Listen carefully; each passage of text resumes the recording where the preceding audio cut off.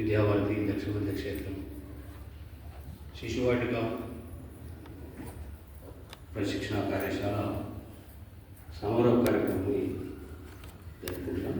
నిన్న ఉదయం ఉద్ఘాటనతో ప్రారంభమై వివిధ కాలాంశాలతో నిన్న ఇవాళ పూర్తి చేసుకొని సమారోహ కార్యక్రమంలో ఉన్నాం. ఈ సమారోహ కార్యక్రమంలో పెద్దల్ని పరిచయం చేస్తాను. అటువైపు ఉన్నవారు మనలు శ్రీ హుకుంచంద్ భువంతా గారు భోపాల్ కేంద్రంగా ఉంటారు. అఖిల భారతీయ శిశువాటిక సహసంయోజకులు. వారికి ఎడమవైపున ఉన్నవారు మనలు శ్రీ రావుల సూర్యనారాయణ గారు, మన దక్షిణ మధ్య క్షేత్ర ప్రశిక్షణ ప్రముఖ. వారికి ఇటువైపు ఉన్నవారు శ్రీ కోవెల శ్రీనివాసాచార్య గారు, మన దక్షిణ మధ్య క్షేత్ర శిశువాటిక ప్రముఖ. సో ఈ కార్యక్రమం సంబంధించిన నివేదిక కోవెల శ్రీనివాసాచార్య వివరిస్తారు. సమారోహంలో నిన్నటికి కొన్ని మీరు వ్యక్తం చేస్తున్నటువంటి సందేహాలు ఉన్నాయి. మొట్టమొదటి ఆ సందేహం నివృత్తి ఉంటుంది, ఆ తర్వాత వైద్యకి ఉంటుంది, చివరిలో మన క్షేత్ర ప్రశిక్షణ ప్రముఖులు శ్రీ రావుల గారు కొన్ని విషయాలు మనకు చూస్తారు. అట్లా 5 గంటలకు అనుకున్న ప్రకారంగా మన సమారోహాన్ని పూర్తి చేస్తాం. శిశువాటికలో అనేక కార్యక్రమాలు ఉన్నాయి. మనం పుస్తకాలు చదువుతున్నప్పుడు అట్లనే గాంధీధామంలో చూసి విన్న తర్వాత ఎన్ని రకాల ప్రశిక్షణలు ఉంటాయి, ఎన్ని రకాల కార్యక్రమాలు ఉంటాయి, ఎన్ని రకాల సంస్కారాలు ఉంటాయి అనేటటువంటిది కొన్ని ప్రత్యక్షంగా చూసాము, అక్కడ చెప్పగా విన్నాను. అక్కడి నుంచి వచ్చిన తర్వాత అనేక సందేహాలు మొదలవుతున్నాయి. అక్కడ భాష సమస్య కావచ్చు, లేదా సాహిత్యాన్ని సరిగా అర్థం చేసుకోలేని పరిస్థితిలో కావచ్చు, కొన్ని సందేహాలు ఉన్నాయి. ఈ సందేహాలు ఒకటేమో మీరు ఇక్కడికి వచ్చి వ్యక్తం చేసిన తర్వాత కొన్ని అర్థమైంది. రెండోది మీరు పంపించినటువంటి నివేదిక చదివిన తర్వాత నాకు అర్థమైనవి కొన్ని. మీకు ఇంకా చాలా విషయాల్లో స్పష్టత రావాలి అనేటటువంటి. సరే, ఇప్పుడు ఉన్నటువంటి 10-15 నిమిషాల్లో అన్నిటి యొక్క నివృత్తి సాధ్యం కాకపోవచ్చు, కానీ కొన్నింటిని ముందుంచేటటువంటి విషయం చూస్తాం. మొట్టమొదటిది వివిధ రకాల ప్రశిక్షణ. ఈ వివిధ రకాల ప్రశిక్షణలో మనకు 5 రకాలైనటువంటి శ్రేణులని శిశువాటికలో మనం చూసాం. 0 to 3, 3 to 5, తర్వాత 6 to 8. అంటే తల్లి గర్భం నుంచి ప్రారంభం చేస్తే 3 సంవత్సరాల వరకు ఉన్నటువంటి దశ ఒకటైతే, 3 నుంచి 5 సంవత్సరాలు అంటే అరుణోదయ ప్రభాత్ 6 సంవత్సరం వరకు. ఆ తర్వాత 6 నుంచి 7, 7 నుంచి 8 సంవత్సరాలు 1, 2 తరగతి. అంటే శిశువాటికి 3 భాగాలుగా ప్రశిక్షణ దృష్ట్యా మనం ఆలోచన చేయాలి. 0 to 3, 3 to 6, 6 to 8 అనేటటువంటి అర్థం. కానీ ఈ 3 రకాల ప్రశిక్షణలో మనము బయట నుంచి అంటే ఆయుర్వేద ఆచారాలు కానీ, యోగా విశేషజ్ఞులతో కానీ, లేకపోతే సంగీత విశేషజ్ఞులతో కానీ వాళ్ళ అవసరం లేకుండా పూర్తి చేయగలిగినటువంటి ప్రశిక్షణలు ఒకటేమో ఈ 1 నుంచి 3 సంవత్సరాల శిశువుల తల్లులకి ప్రశిక్షణ అనేటటువంటిది మన పాఠశాల టీం అనుకొని ఈ పుస్తకం చదివి పూర్తి చేయొచ్చు. అట్లనే 3 నుంచి 6 సంవత్సరాల శిశువుల తల్లులకి ప్రశిక్షణ అనేటటువంటి కూడా మన టీము, మన ప్రబంధ గారిని లేదా మన దగ్గర ఉన్నటువంటి శిశువాటిక బృందం ప్రధానాచార్య అనుకొని ఈ పుస్తకం చదివి పూర్తి చేయొచ్చు. అందుకని ఆ రకమైన సోపానాలు ఉన్నాయి దాంట్లో. అట్లనే 6 నుంచి 8 అనేటప్పటికీ ఇది కొత్తగా చేరినటువంటి తరగతులు 2 శిశువాటికలు, 1 నుంచి 1వ తరగతి 2వ తరగతి అనేటటువంటి. కాబట్టి దీనికి తప్పనిసరిగా కంటెంట్ని, టెక్స్ట్ బుక్ని రిలేటెడ్గా చేసుకొని మనం ప్రశిక్షణ ఇవ్వాల్సినటువంటి అవసరం ఉంది. ఈ ఉన్నటువంటి తక్కువ సమయంలో 2 రకాల ప్రశిక్షణలు మీరు చూశారు. మూడోది మరొక సందర్భంలో ఎప్పుడైనా ప్రాంత సహా అనుకున్నప్పుడు ఆ 1, 2 తరగతుల తల్లిదండ్రులకి ఎట్లాంటి ప్రశిక్షణ ఇవ్వాలి అనేటటువంటి కూడా ప్రత్యక్షంగా చూడవచ్చు. అయితే ఈ ప్రశిక్షణల విషయంలో చాలామంది మేము నూతన దంపతులకి ప్రశిక్షణ ఇస్తాం, గర్భవతులకి ప్రశిక్షణ ఇస్తాం అనేటటువంటి దాంట్లో ప్రారంభం చేసేస్తున్నాం. కానీ ఒకసారి సరైనటువంటి యోజన, సరైనటువంటి పర్సన్స్ లేకుండా నిర్వహణ చేసినట్లయితే మన శిక్షణ మీద, మన వ్యవస్థ మీద ఒక రకమైనటువంటి అవిశ్వాసం నిర్మాణం అవుతుంది. కానీ అనేక సందర్భాల్లో నాకు ఫోన్ చేసినప్పటికీ నేను చెప్తున్నటువంటి విషయం ఏంటంటే, సరైనటువంటి రిసోర్స్ పర్సన్స్ లేకుండా అటువంటి ప్రశిక్షణ జోలికి అప్పుడే వెళ్ళొద్దు అనేటటువంటి నవదంపతులకు శిక్షణ అంటే చిన్న విషయం కాదది. దానికి సంబంధించినటువంటి యోగలో విశేషమైనటువంటి అనుకున్నటువంటి యోగ శాస్త్రాచార్యుడు కావాలి, అట్లానే ఆయుర్వేదాచార్యుడు కావాలి. వాళ్ళు మన సాహిత్యాన్ని చదవాలి, అర్థం చేసుకోవాలి. వాళ్ళకి ఏవైతే చెప్పాలో చెప్పడంతో పాటుగా చేయించాల్సినవి కొన్ని ఉంటాయి. ఆయుర్వేదంలో ఆయుర్వేదాచార్య 3 రకాలైనటువంటి ఆహారాలకు సంబంధించినటువంటి వాతము, పిత్తము, కఫము అనేటటువంటి దీని ఆధారంగా వాళ్ళ శరీర స్వభావాన్ని మార్చాలన్నట్లయితే ఏం చేయాలో ఆయన అయితేనే చెప్పగలుగుతారు. ఇది సంతానం మీద ప్రభావం చూసేటటువంటి విషయం కాబట్టి ఆయుర్వేదంలో ఎప్పుడైనా వైద్యం మొదలైనట్లయితే ముందు స్వభావం మారాలంట, స్వభావం తర్వాత అసలైనటువంటి వైద్యం మొదలవుతుంది. కాబట్టి నవదంపతులకు సంబంధించినటువంటి దాంట్లో సరైనటువంటి వ్యవస్థ ఉంటేనే ప్రశిక్షణ పెట్టుకోవాలి. అలానే గర్భవతులకి నిన్న భగవంతాజీ మన ముందు ఉంచారు మాసానుమాస శిక్షణ. 9 మాసాలు ప్రతి మాసం కూడా ఎటువంటి ఆహారము, ఎటువంటి విహారము, ఎటువంటి వస్త్రము, ఎటువంటి అధ్యయనము, ఎటువంటి దృశ్యము, ఎటువంటి సంగీతము, ఇవన్నీ వినాల్సినటువంటిది శాస్త్రం చెప్పినటువంటి పద్ధతిలో మాసానుమాస శిక్షణ అనేటటువంటి మన వ్యవస్థ ఉంది. ఏమీ లేకుండా అరావులుగా గర్భస్థులను కూర్చోబెట్టేసేసి ఇక్కడ మేము శిక్షణ ఇస్తామంటే అది అపహాస్యానికి గురవుతుంది. కాబట్టి ఈ 2 విషయాలు చాలా జాగ్రత్తగా ఉండాలి. అందుకనే క్షేత్రము, ప్రాంతము అనుమతి లేకుండా ఇట్లాంటి యోజన చేయకండి. ఈ 2 విషయాలు. మూడవది నిన్న మనం చూసాం 3 సంవత్సరాలలోపు శిశువులకు సంబంధించినటువంటి తల్లుల ప్రశిక్షణ. నిన్న కొంత అర్థమైంది. ఆ ప్రకారంగా దీంట్లో ఏదైతే పుస్తకంలో ఇవి ఉన్నాయో ఈ జననం నుండి 1 సంవత్సరము, 1 సంవత్సరం నుంచి 3 సంవత్సరాలు, ఈ 2 పుస్తకాలు కనుక చదివినట్లయితే మనం 3 సంవత్సరాలలోపు శిశువుల తల్లులకి ఎటువంటి ప్రశిక్షణ ఇవ్వచ్చు అనేటటువంటిది మనం చక్కగా మన టీం కూర్చొని తయారవడానికి అవకాశం ఉంటుంది. ఈ పద్ధతిలో ఈ పుస్తకాలు అధ్యయనం చేయండి. దీంట్లో సోపానాలు ఉన్నాయి. అయితే దీంట్లో ఒక దాంట్లో 11 సోపానాలు, ఒక దాంట్లో 10 సోపానాలు ఉన్నాయి. అయితే మనం ప్రశిక్షణ నిర్వహించేటప్పుడు నిన్న మనం సమీక్షలో కూడా వచ్చింది, ఒకేసారి 3 స్థాయిల పిల్లల తల్లులను కూర్చోబెట్టినట్లయితే ఇబ్బంది అవుతుందంటే మనం ఒక గంట కార్యక్రమాన్ని అవగాహన కోసం పెట్టుకున్న 2 రోజులు కాల్చాలి. కాబట్టి మీరు మీ పాఠశాలలో యోజన చేసుకున్నప్పుడు మాస వయసులో ఉన్నటువంటి శిశువు నుంచి 1 సంవత్సరం వయసు ఉన్నటువంటి శిశువుల తల్లులకి విడిగా పెట్టండి. అప్పుడు మీకు అర్థమయ్యేటటువంటి జననం నుండి 1 సంవత్సరం శిశువుల తల్లులకు ప్రశిక్షణ అనేటటువంటి పుస్తకాన్ని మీరు తీసుకున్నట్లయితే ఆ రకంగా మనం చేయడానికి అవకాశం ఉంటుంది. రెండోది 1 నుంచి 2, 2 నుంచి 3 ఇదంతా కలిపి 11 సోపానాలు. కాబట్టి ఈ సోపానాలు తీసుకున్నప్పుడు మనం చేయాల్సింది ఏంటి? ఇప్పుడు మనం డిసెంబర్ గురించి మాట్లాడుకున్నాం. డిసెంబర్కి వచ్చేసాం రేపటి నుంచి. ఒకవేళ వెళ్ళిన తర్వాత మీ టీంతో కూర్చొని ఈ డిసెంబర్ నుంచి మనం ఈ శ్రేణికి ప్రశిక్షణ అన్నప్పుడు మనం ఈ సంవత్సరం మొత్తం మీద కూడా 3 లేదా 4 ప్రశిక్షణలు నిర్వహిస్తామా అని మొదట నిర్ణయం చేసుకుంటాం. రెండోది ఇక్కడ ఉన్నటువంటి సోపానంలో ఉన్న విషయం అంతా కూడా ఈ సంవత్సరమే ఈ 4 నెలల్లో చెప్పాల్సినటువంటి అవసరం లేదు. ఈ సంవత్సరం మనం ఒక 2 ప్రశిక్షణలు నిర్వహించాలని అనుకున్నాం అనుకోండి, ఈ 1 నుంచి 3 సంవత్సరాల విషయం. అప్పుడు ఏం చేయాలి? 2 సోపానాలు ఒకసారి, మరొక 2 సోపానాలు ఒకసారి కలుపుకొని దాంట్లో విషయాన్ని ఆధారంగా ప్రశిక్షణ ఇవ్వాలి. దానికి అవసరమైనటువంటి సాధన సామాగ్రిని ఏర్పాటు చేసుకోవాలి. అట్లనే దానికి ఇంకెవరైతే టీమును జోడించుకోవాలో జోడించుకోవాలి. ఒకటి ప్రశిక్షణ అంటే విత్ ది రూమే కాదు, అవుట్ ఆఫ్ ది రూమ్ కూడా మనం ప్లాన్ చేయొచ్చు. గ్రౌండ్లో తీసుకెళ్ళచ్చు, వాళ్ళ చేత ఆడించడము, ఇట్లాంటివన్నీ చేయడానికి అవకాశం ఉంటుంది. ఈ పుస్తకం అయితే మీకు అర్థమవుతుంది ఆ యాక్టివిటీ ఎట్లా చేయాలి. ఇది 3 సంవత్సరాలకు సంబంధించినటువంటి.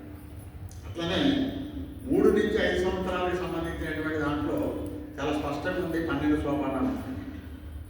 కానీ ఈ 12 సోపానాల విషయం అంటే ఇప్పుడు ఎవరైతే శిశువులు మన బడికి వస్తున్నారో, అరుణోదయ ప్రభాతంలో ఉన్నారో, ఆ వయసులో ఉన్నటువంటి పిల్లల తల్లిదండ్రులకే శిక్షణ. ఇది ఒక్కటే తల్లిదండ్రులు, మిగతాదంతా కూడా తల్లులే గుర్తుపెట్టు. 3 నుంచి 5 సంవత్సరాల శిశువుల తల్లిదండ్రులు రావాలి. తండ్రి పాత్ర కూడా ఇక్కడ చెప్పేటటువంటి విషయం మీద ఆధారపడి ఉంటుంది. కాబట్టి తల్లి తండ్రి ఇద్దరు రావాలి. కాబట్టి దీని ప్రశిక్షణ కూడా ఈ సోపానాల ఆధారంగా ప్లాన్ చేసుకోవాలి. రాత్రి మనం అనుకున్నాము సమీక్షలు కూడా ఏంటంటే దీంట్లో విషయం ఉంటుంది. ఈ విషయానికి అనుగుణమైనటువంటి ఉదాహరణలు ఎలాగా మనం చెప్పాలన్నప్పుడు మన సాహిత్య విభాగంలో నేను కొన్ని పుస్తకాల పేరు చెప్పాను. పిల్లల భవిష్యత్తు కోసము, సంస్కార సాధన, ఇలాంటి పుస్తకాలను కనుక మనం చదివితే సందర్భోచిత ఉదాహరణలు ఏం చెప్పవచ్చు అనేటటువంటి ఉంటుంది. అక్కడ ఆ పద్ధతిలో చక్కగా ఎఫెక్టివ్గా ప్రశిక్షణ నిర్వహించాలి. కాబట్టి ఇదేమో 3 నుంచి 5 సంవత్సరాల శిశువులకు సంబంధించినట్టు అంటే అరుణోదయ ప్రభాతం వరకు తీసుకొని ఈ ప్రశిక్షణ నిర్వహించవచ్చు. దీంట్లో కూడా ఏమిటంటే అరుణ వయసులో ఉన్నటువంటి పిల్లలకి ఏంటి, ఉదయం ఏంటి, ప్రభాత ఏంటి అనేటటువంటి ఉంది.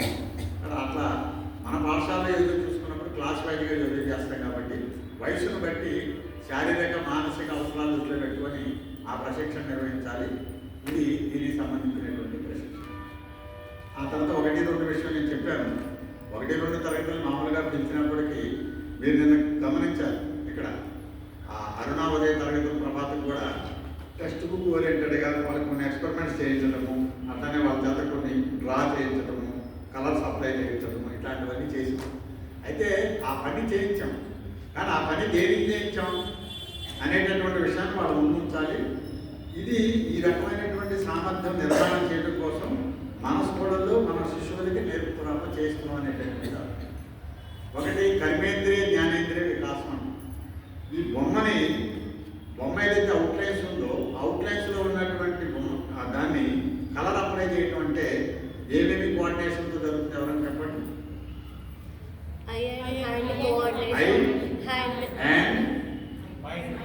మైండ్,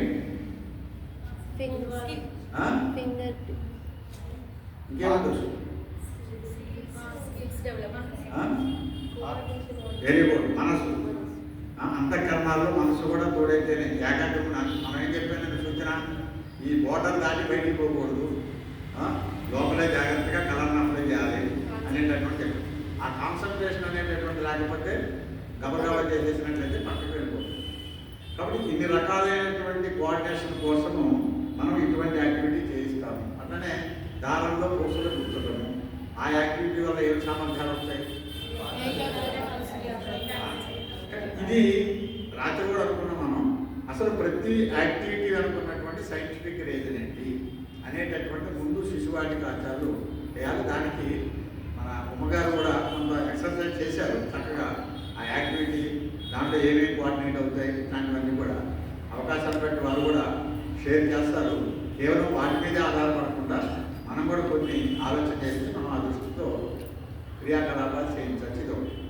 అట్లనే ఈ చింతన బిందువుల్లో మనం ఒక విషయం చెప్పారు. అఖిల భారత స్థాయి శిశువాటి విభాగంలో ఇవాళ ఎవరైతే ఈ జనరేషన్ ఉందో మా పిల్లల్ని చదువుకోమని పంపిస్తే మీరేంటంటే ఈ కాగితాలతో ఉన్నది చూపిస్తున్నారు, మట్టితో రకరకాల బొమ్మ చేస్తున్నారు, రకరకాల షేప్స్ అంటారు, టైం అంతా వేస్ట్ అవుతుంది కదా, ఇదేదో 12 శైక్షిక వ్యవస్థలు అంటున్నారు, హ్యాబిటేట్ అంటున్నారు, ఘర్ అంటున్నారు, ఇవన్నీ ఏమిటి.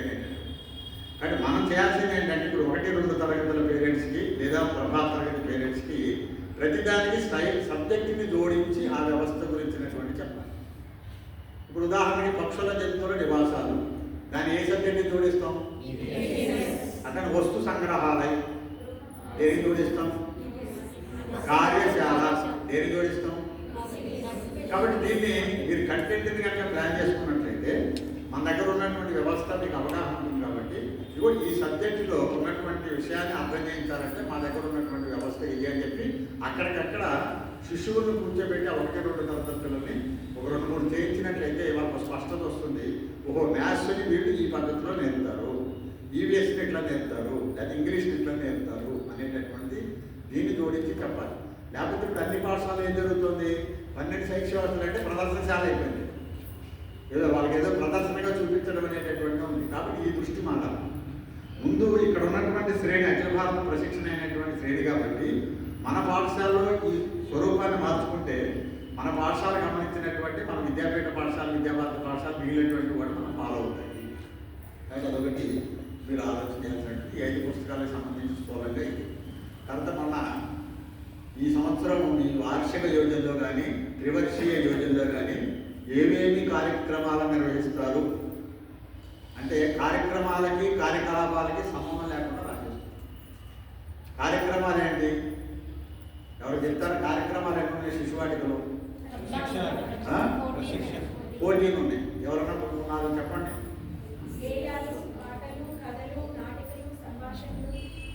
అవన్నీ కార్యక్రమాలా.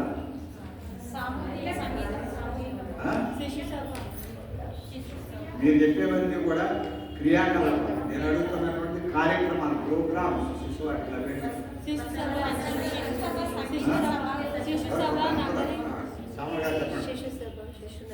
చెప్పండి. కామారెడ్డి శ్యామల గారు చెప్పండి.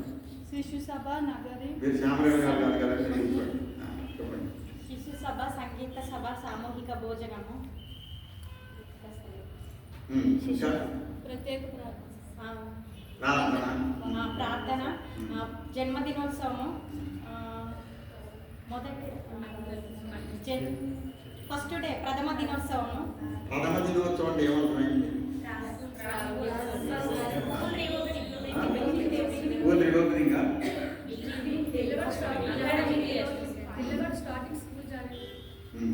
ఇప్పుడు చూడండి, 3 సంవత్సరాల శిశువు 3 ఏళ్ళు ఇంట్లో ఉండి సాధారణంగా ఏ సమయంలో మనం బడికి వస్తాడు? మాఘశుద్ధ పంచమి. ఎప్పుడది? ఫిబ్రవరి 3వ తేదీన. కాబట్టి వసంత పంచమి రోజున మొట్టమొదటి శిశువు పాఠశాల వాతావరణానికి వస్తున్నాడు. అది అతనికి ప్రథమ దినోత్సవం. అట్లానే దీర్ఘకాలిక సెలవు అనంతరము శిశువు బడికి వస్తాడు. అది ఒక రకంగా ప్రథమ దినోత్సవం. కాబట్టి ఆ సమయంలో శిశువుకి ఏమనిపించాలంటే ఇది కూడా నా ఇల్లే, ఇక్కడ ఉన్నటువంటి వాళ్ళందరూ కూడా నా ఫ్యామిలీ మెంబర్సే అని అనిపించాలి. కాబట్టి ఆ వాతావరణం నిర్మాణం చేయడం కోసమే ప్రథమ దినోత్సవం అనేది ఒక కార్యక్రమంగా పెట్టారు.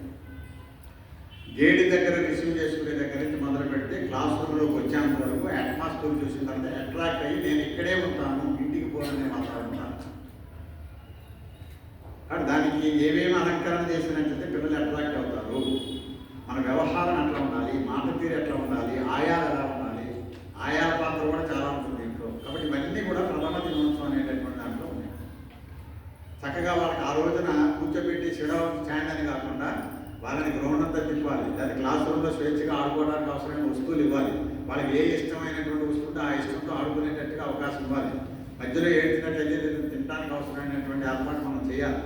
ఇలా చేసినప్పుడు మాత్రమే పాఠశాల అంటే అతనికి ఇష్టం ఏర్పడుతుంది, ఇబ్బంది లేకుండా రోజు పాఠశాలకు వస్తాడు. అది ప్రథమ దినోత్సవం యొక్క ముఖ్య ఉద్దేశం. అట్లాగే ప్రార్థన విషయం చెప్పారు. ప్రార్థన కూడా ఎట్లా జరుగుతుందో పరిశీలన సమయంలో తెలుస్తుంది. పెద్ద పెద్ద కేకలు, అరుపులు ఇట్లాంటి కాదు, ప్రశాంతత ఉండాలి, తర్వాత పవిత్రత ఉండాలి, తర్వాత అక్కడ మృదువుగా మాట్లాడటం అనేటటువంటి ఉండాలి. ఇట్లాంటివన్నీ కూడా ఉన్నాయి ఆ ప్రార్థనకి సంబంధించినటువంటి దాంట్లో. మాతాజీ కూడా అనుశాసనం అనే పేరుతో హడావిడి చేయకుండా తాను అక్కడ కూర్చొని వచ్చినటువంటి శిశువులు నియమబద్ధంగా వ్యవహరించేటటువంటి అలవాటును సహజంగానే చేయటము, వస్తున్నప్పుడే బొట్టు పెట్టేటటువంటి వ్యవస్థ, అక్కడ ఏదైనా సరస్వతి గుర్తున్నట్లయితే నమస్కరించి లోపలికి వచ్చేటటువంటి వ్యవస్థ, ఇట్లాంటివన్నీ కూడా మన పాఠశాలలో ఏమి చేయగలుగుతాం అనేటటువంటి చూడాలి. మనం చూసాం గాంధీధామంలో అక్కడ శిశువులకి ఊరికే ఇన్స్ట్రక్షన్స్ ఇవ్వాల్సినటువంటి అవసరం ఉందని అనిపించిందా? మనకి సహజంగా ఫాలో అయిపోతున్నారు, మాతాజీని అనుసరించేస్తున్నారు. ఆ వాతావరణం ఎక్కడి నుంచి వచ్చింది వాళ్ళకి అంటే మాతాజీ యొక్క వ్యవహారం, మాతాజీ వాళ్ళని నేర్పించినటువంటి పద్ధతి. కాబట్టి ఈ పద్ధతిలో మనం చేయాల్సినటువంటి అవసరం ఉంటుంది. కాబట్టి ఇదేమో కార్యక్రమాలకు సంబంధించి, అందుకని వార్షిక విద్యలు ఏమన్నా సుమారు 14 కార్యక్రమాలు ఉంటాయి. కాబట్టి ఈ 14 ఒకే విద్యా సంవత్సరంలో చేయమని కాదు. ఇగో ఈ 2025-26 సంవత్సరంలో నేను నా శిశువాటిక ద్వారా ఈ 4 కార్యక్రమాలు చేస్తాను. ఎప్పుడు చేస్తాను? జూలైలో ఒకటి చేస్తాను, అక్టోబర్లో ఒకటి చేస్తాను, డిసెంబర్లో ఒకటి చేస్తాను, మార్చిలో ఒకటి చేస్తాను. అట్లా మీరు పెట్టుకున్నట్లయితే కార్యక్రమానికి పోషకులు, ఉదాహరణకి శిశువాటికలో కూడా ఖేల్కూద్ సమారోహం తెలుసా మీకు? శిశువాటి కార్యక్రమాల్లో ఖేల్కూద్ సమారోహం ఏంటి? మనం తెలుగులో చెప్పుకోవాలంటే క్రీడోత్సవము. ఎవరికి క్రీడోత్సవము? 3 నుంచి ఇప్పుడు మనం 8 సంవత్సరాల గురించి మాట్లాడుతాం. 3 నుంచి 8 సంవత్సరాల పిల్లలకి క్రీడోత్సవం. గ్రౌండ్లో వాళ్ళకి సంబంధించినటువంటి అన్ని యాక్టివిటీస్కి అవసరమైనటువంటి ర్యాక్ ఇవన్నీ ఉంటాయి. శిశువులందరూ కూడా వాళ్ళకి పోటీ మనం గుర్తుపెట్టుకోండి. ప్రతిదీ పోటీ దృష్టితో మనం చూడదు. ఎవరికి పోటీ ఉండదు ఆ రోజున. మొత్తం అందరూ కూడా వాళ్ళు స్వేచ్ఛగా ఏది ఆడితే దాన్ని మొత్తం అందరినీ కూర్చోబెడతాం, చూడటానికి వచ్చిన పోషణలు కూర్చోబెడతాం, అందరికీ చక్కగా ఒక సందేశం ఇస్తాం పోషకులకి. పిల్లలు కూడా సామూహికమైనటువంటి కృష్ణయోగ ఇట్లాంటివి చేస్తారు. తర్వాత ఉన్న పిల్లలు అందరికీ ఏదో ఒక బహుమతి ఇస్తాం. దీనికి 1st, 2nd, 3rd ఏమీ లేదు. లేదా ఎక్కడే స్టాండ్ పెట్టి వీడు 1, 2 స్థానం అనేది ఉండదు. క్రీడోత్సవంలో అందరూ క్రీడలు ఆనందంగా పాల్గొంటారు. తర్వాత అందరికీ బహుమతి ఉంటుంది. పేరెంట్స్కి ఏదైతే మెసేజ్ ఇవ్వాలో తెలిసింది ఆ రకంగా క్రీడోత్సవం. కానీ ఇవన్నీ కూడా బహుశా రేపు ఆచార ప్రశిక్షణ లోపల ఎన్ని రకాలైతే కార్యక్రమాలు ఉన్నాయో ఆ కార్యక్రమాలకు సంబంధించి ఎలా చేయాలనేటటువంటిది ఒకటి మీకు అందరికీ కూడా PDF రూపంలో అందుతుంది ప్రతి కార్యక్రమం. ఆ రకంగా మనం వచ్చే విద్యా సంవత్సరం నుంచి చేసే ప్రయత్నం చేద్దాం. ఇది దీంట్లో కార్యకలాపాలు ఉన్నాయి, సమగ్ర వికాస పాఠ్య ప్రయోజనం ఉంది. కార్యక్రమాలు అనేటటువంటి గతంలో మీకు చెప్పడం జరిగింది.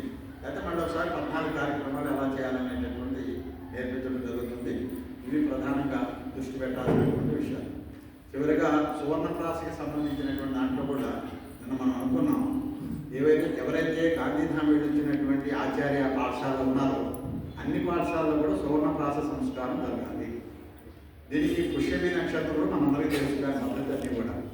దీనికి అవసరమైతే మీకు పీడిఎఫ్ని ఏదైతే పవర్ పాయింట్ ప్రజెంటేషన్ ద్వారా పేరెంట్స్కి చెప్పాలనో అదందరూ కూడా షేర్ చేయడం జరుగుతుంది. మీరే అక్కడ క్లాస్ తీసుకోవచ్చు పేరెంట్స్కి కూర్చోబెట్టి. కానీ ఆ రకంగా వాళ్ళకి అవగాహన కలిగించాలి, అపోహలు ఉన్నట్లయితే తొలగించాలి. ఎక్కడైతే సువర్ణప్రాస సంస్కారం నియమితంగా జరిగిందో పిల్లల్లో చాలా మార్పు వచ్చింది. అట్లానే తల్లులు చెప్తున్నారు, మా పిల్లవాడికి జలుబు ఇట్లాంటి సీజన్లో కూడా రావట్లేదండి. తర్వాత ఆకలి అంటున్నాడు, మేము కూడా చిరుతిళ్ళు లేవు రానివ్వట్లేదు, శుభ్రంగా భోజనం చేస్తున్నాడు. అతని క్లాసులో మాతాజీల అనుభవం కూడా ఎట్లా ఉంది, స్థిరంగా కూర్చుంటున్నాడు, ఏకాగ్రంగా ఉంటున్నాడు అనే చెప్పడం. అప్పుడు సువర్ణప్రాస ప్రభావం అంతగా ఉంది. అప్పుడు ఇది కూడా మనం అర్థం చేసుకొని మనం ఈ డిసెంబర్లో వచ్చేటటువంటి ఏదైతే పుష్యమి నక్షత్రం ఉందో ఆ రోజు నుంచి ఎక్కడైతే ఇంతవరకు ప్రారంభం చేయలేదో వాళ్ళు చేయాలి. ఒకసారి ఇంతవరకు మా పాఠశాలలో పుష్యమి నక్షత్రం రోజు అనేది చేసేటటువంటి సువర్ణప్రాస జరగట్లేదమ్మా చేయాలి.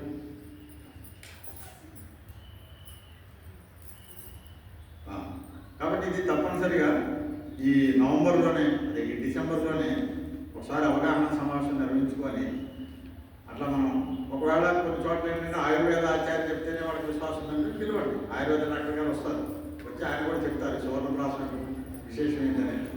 ఆ రకంగా అందరికీ అవగాహన కలిగించి అట్లాంటి సంకల్పం తీసుకుందామా ఈ డిసెంబర్ నుంచి జరిగేటట్టున్నాను.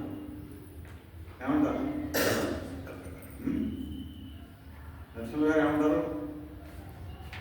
ఏమేమి జరిగి దగ్గర జరుగుతుంది కదా, అనుభవం ఎట్లా ఉంది ఒకసారి ఒక నిమిషం చెప్పండి.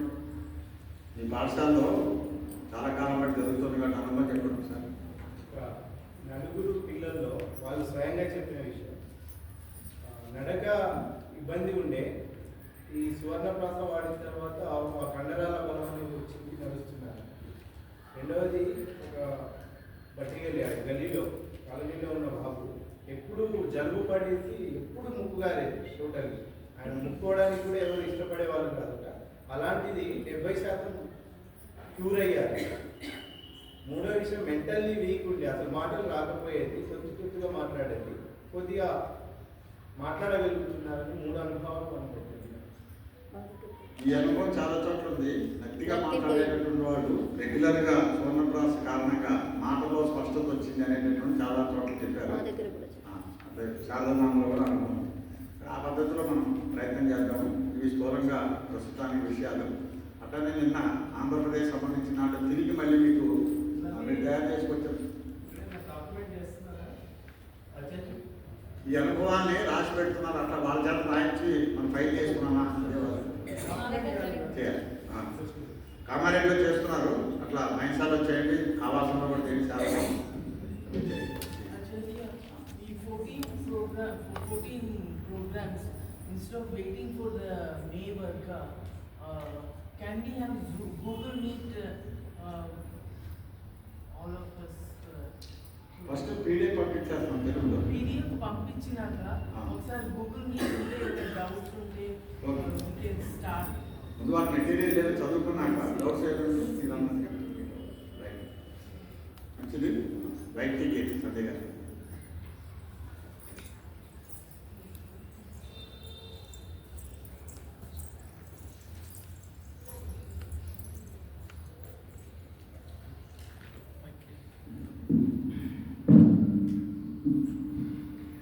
వేదికను అలంకరించిన పెద్దలకు, నా తోటి ఆచార్యులందరికీ నమస్కారం అండి.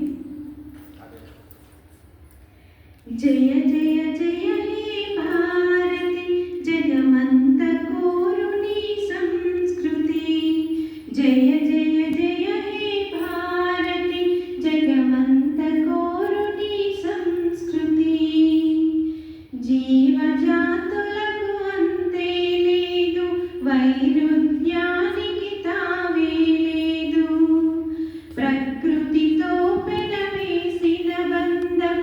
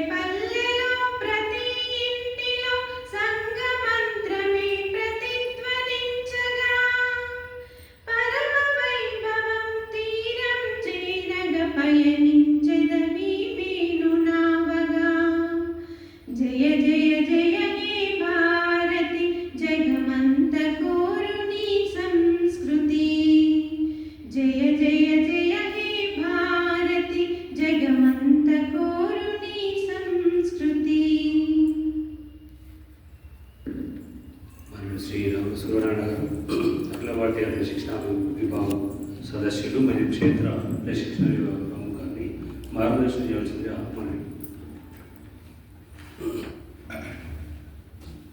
అందరికీ నమస్కారం. ఉదయం నుంచి వరుస క్లాస్ వింటున్నారు. ఇప్పుడు కూడా వీరేనా అనుకుంటున్నారని కొందరు. నేను ఒకసారి సిద్దిపేట పాఠశాలకి పరిశీలనకు వెళ్ళాను 15 years బ్యాక్. అక్కడ జనార్దన్ గారని కార్యదర్శి ఉండేవారు. వారు ఇప్పుడు నిజామాబాద్ జిల్లాలో ఉంటున్నారు. ఆ పాఠశాలకి ఈనాటికి కూడా సహకారం చేస్తారు. అయితే వారితోటి ఆ పాఠశాల పరిశీలన అయిపోయిన తర్వాత ఆచార్యులు దాని బోధన గురించినటువంటి విషయం మాట్లాడుతుంటే ఆయన ఒక మాట అన్నారు. ఏమన్నారంటే, ఏమంటే వీళ్ళు ఒక 15 ఏళ్ల క్రితం చేరినటువంటి వాళ్ళు, 15-20 ఏళ్ల క్రితం అప్పుడు చాలా బాగా బోధించేవారు. ఈ మధ్యలో వయసు వచ్చేసింది, పిల్లలు వీళ్ళంతా దాంతో వీళ్ళు తయారీ సరిగ్గా ఉండట్లేదు, స్టాగ్నెట్ అయిపోయారు, దానివల్ల పాఠం బోధించడం వీళ్ళు మర్చిపోయారు అని చెప్పాడు. ఈ మధ్యలో కలిసినప్పుడు కూడా ఆయన అదే జ్ఞాపకం చేశాడు, ఎట్లా ఉంది అని. అంటే ఇవాళ మనం వాల్యూ ఎడిషన్ గురించి కొంత తెలుసుకున్నాం. ఎవరైతే నిరంతరం వాల్యూ ఎడిషన్ గురించి ఆలోచించి నేను ఏం పెంచుకున్నాను అనేటువంటి విషయం ఆలోచిస్తే వాళ్ళు ఎదుగుతారు. నేను నేర్చుకున్నది సరిపోయింది అని అనుకుంటే మీరు నష్టపోతారు, సంస్థకు నష్టం జరుగుతుంది, అన్నిటికంటే ముందు సమాజానికి, పిల్లలకు నష్టం జరుగుతుంది. కాబట్టి ముసలివాడు, వయసువాడు అనేది ఎప్పుడు వస్తుంది అనంటే, ఎవడైతే తన ప్రొఫెషన్ గురించి నిరంతరం ఆలోచించి డెవలప్మెంట్ గురించి ఆలోచిస్తాడో వాడు ఎప్పుడు యువకుడు. ఇక నేను ఆలోచించేది నేను నేర్చుకున్నది సరిపోయింది అని అనుకునేవాడు ఎప్పుడైనా ముసలివాడు. కాబట్టి మీరు ముసలి వాళ్ళ లేకపోతే ఏంగా అర్థం చేసుకోండి. అందుకొరకు నిరంతరం అధ్యయనం అనేది ఇది అవసరమై ఉంటుంది. ఇప్పుడు ఇక్కడికి వచ్చాము, అనేక విషయాలు నేర్చుకున్నారు, మీరు అనుభవాలు చెప్పండి చెప్తారు. కానీ ఇది ఎప్పుడు జ్ఞాపకం ఉంటుంది అని అంటే, మీరు వెళ్ళిన తర్వాత వీటన్నింటినీ అమలు చేస్తే జ్ఞాపకం ఉంటుంది. ఒకవేళ ఇది అమలు చేయకపోయినట్టయితే జ్ఞాపకం ఉండే అవకాశమే లేదు. కొన్ని రోజులు అయిపోయిన తర్వాత మర్చిపోతారు. మళ్ళీ నెక్స్ట్ ఇయర్ వచ్చేసి ఈ బోర్డు మీద ఇది రాసేసి, ఏంటమ్మా వాల్యూ ఎడిషన్ అంటే ఏంటి అని అంటే, అదేనండి నైతిక విలువలు పెంచుకోవాలి కదా, అదే వాల్యూ ఎడిషన్ అని చెప్తూ ఉంటారు. కాబట్టి నిరంతర సాధన, నిరంతర అధ్యయనం, అధ్యయనం చేసింది, సాధన చేసినటువంటిది తరగతి గదిలో అమలు చేయడం, పిల్లలకు ప్రయోజనం అయ్యేటట్టుగా చూసుకోవడం, ఈ రకంగా చూసుకోవాలి. పొందినటువంటి జ్ఞానాన్ని అమలు చేయడం. తర్వాత ముఖ్యంగా శిశువాటిక ఆచార్యులు అన్న తర్వాత కొన్ని స్కిల్స్ డెవలప్ చేసుకోవాలి. ఆ స్కిల్స్ ఏంటి అంటే, ముఖ్యంగా చిత్రాలు గీయడం బాగా రావాలి. చిత్రాలకు మీరు ఎప్పుడైనా మీరు నేర్చుకున్నారో లేదో, మ్యాచ్ స్టిక్ డ్రాయింగ్ అని ఉంటుంది, గీతలతోటి పూర్తి బొమ్మ గీయడం ఉండదు. ఆ మ్యాచ్ స్టిక్ డ్రాయింగ్ మీరు ఎప్పుడైనా చూసినట్టయితే 1 గంటలో ఒక 50 బొమ్మలు గీయగలుగుతారు పర్ఫెక్ట్గా, ఏ డ్రాయింగ్ రాదు మనకు. ఆ రకంగా మీరు అవకాశం వచ్చినప్పుడు, లేదా మీరు దీంట్లో యూట్యూబ్లోనే ఒకటి మ్యాస్టిక్ డ్రాయింగ్ను ఏది ఎట్లా వేయాలో చూడండి. చూసేస్తే మీరు నల్లబలం మీద బ్రహ్మాండంగా వేయగలుగుతారు. ఆ విధంగా డ్రాయింగ్కి సంబంధించినటువంటి స్కిల్ను తప్పకుండా పెంచుకోవాలి. రెండవది పాటలు పాడటం, గేయాలు పాడటం, శ్రావ్యంగా పాడటం, ఇది మంచిగా అభినయం చేయటం, ఇది కూడా నేర్చుకోవాలి.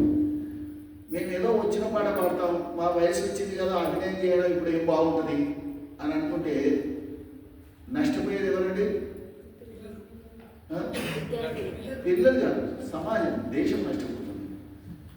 మధ్యలో చదువు రావట్లేదు, చదువు రాకపోతే అందరూ ఏం ఫీల్ అవుతున్నారంటే వాడు నష్టపోతాడు, కుటుంబం నష్టపోతారని భావిస్తున్నారు. అది సరైనది కాదు. వ్యక్తులు చదువులో వెనుకబడిపోతే నష్టం ఎవరికి? దేశానికి. మనం సమాజ హితం కోరుకునే వాళ్ళం, ఈ దేశాన్ని పరమవైభవ స్థితికి తీసుకెళ్లాలనుకునే వాళ్ళం. ఇటువంటి విషయాలలో మన ద్వారా పిల్లలకి నష్టం జరగకుండా చూసుకోవాలి. ఆ తర్వాత స్టోరీస్ చెప్పడం. స్టోరీస్ చెప్పడంలో కూడా ఏదో కథ చెప్పడం కాదు. ఈ కథని ఏ విధంగా చెప్పినట్టయితే పిల్లవాడు ఆనందిస్తాడు అనేది కథను బాగా చెప్పేటువంటి విధానాన్ని నేర్చుకోవాలి. ఆ తర్వాత ముఖ్యంగా క్వశ్చనింగ్ స్కిల్. ఈ క్వశ్చనింగ్ స్కిల్ కూడా లేకపోయినట్టయితే పిల్లవాడికి ఏ సందర్భంలో ఎటువంటి ప్రశ్న వేయాలి అనేటువంటి క్వశ్చనింగ్ స్కిల్ మనం చేయాలి. తర్వాత అధ్యయనానికి సంబంధించినటువంటి మన సాహిత్యం. ఇప్పుడు పంచకోశ వికాసానికి సంబంధించింది తెలుగులో మనకు ఓ పుస్తకం ఉంది, అది చిన్నగా దాంట్లో అది మేము మొత్తం అధ్యయనం చేసాం అన్న వాళ్ళు ఒకసారి చేయొద్దండి. లేదు. కాబట్టి ఆచార్య దర్శిని అనే ఒక పుస్తకం ఉంది, దిగ్దర్శకం. దాంట్లో పంచకోశ వికాసానికి సంబంధించింది ఉంది. ఆ పంచకోశ వికాసం తప్పకుండా అధ్యయనం చేయాలి. రెండవది వెష్టి నుంచి పరమేష్టి వరకు అనేది ఉంది. దాన్ని కూడా శిశువాటిక ఆచార్యులు విద్యార్థి సమగ్ర వికాసం అన్నప్పుడు అది పూర్తి చేయాలి. ఆ తర్వాత జ్ఞానార్జన ప్రక్రియ ఒకటి ఉంది. జ్ఞానేంద్రియాలు, కర్మేంద్రియాలు, అంతఃకరణాలు, మన బుద్ధి, చిత్త, అహంకారం, వీటికి సంబంధించినటువంటిది పిల్లవాడు ఏ విధంగా రిసీవ్ చేసుకుంటాడు, మనం ఏ విధంగా బోధించాలి అనే దానిలో ఒక సమగ్రంగా ఉంది. కాబట్టి ఈ విషయాలకు సంబంధించింది మన సాహిత్యాన్ని అందరూ చదివితే కాస్త మన స్థాయి పెరిగేటువంటి అవకాశం ఉంటుంది.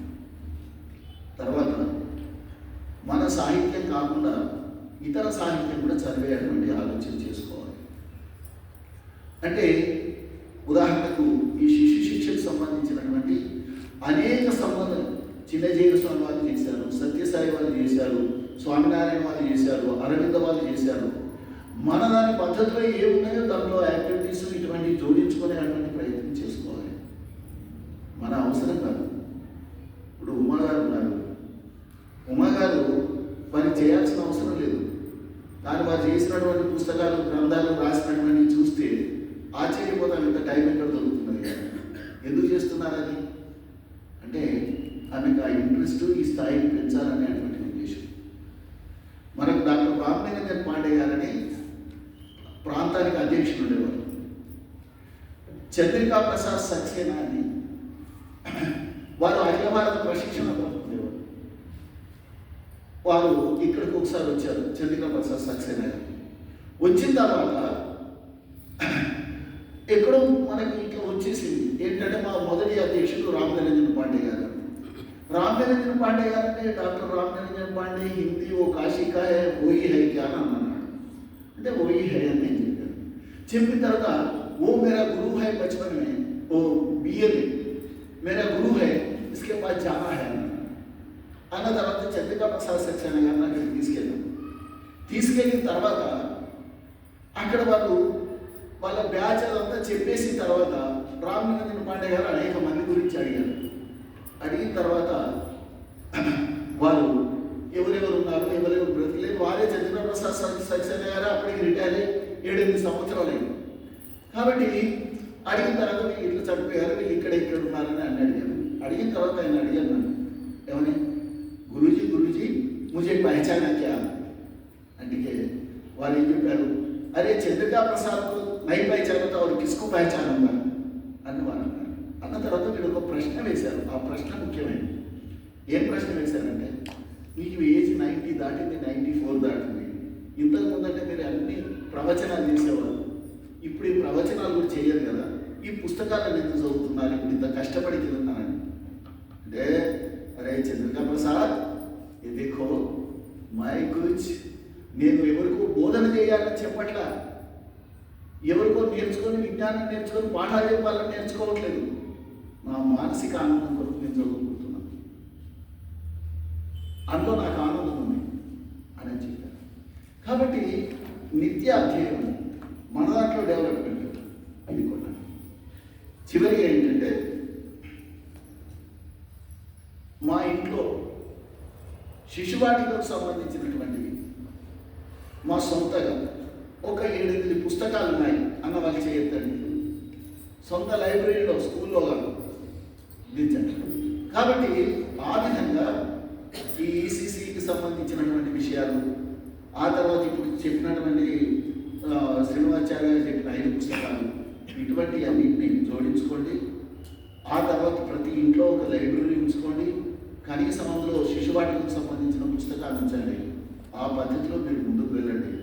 ఆ విధమైనటువంటి శక్తిని, యుక్తిని మీరు ఎదిగేందుకు సరస్వతి మాత మీ అందరికీ ఆశీర్వాదం ఇస్తుందని ఆశిస్తూ సెలవు తీసుకుంటాను.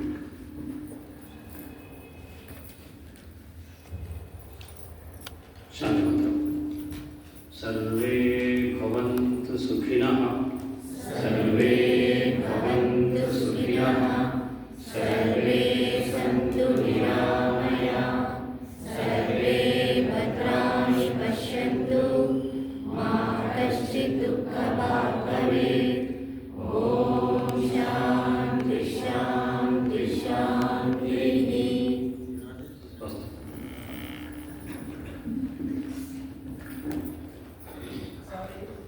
ఇచ్చారు కానీ మళ్ళీ ఒకసారి అడుగుతారు. ఎంజీబీఎస్ ఎలా స్టార్ట్ చేద్దాం? MGBS sir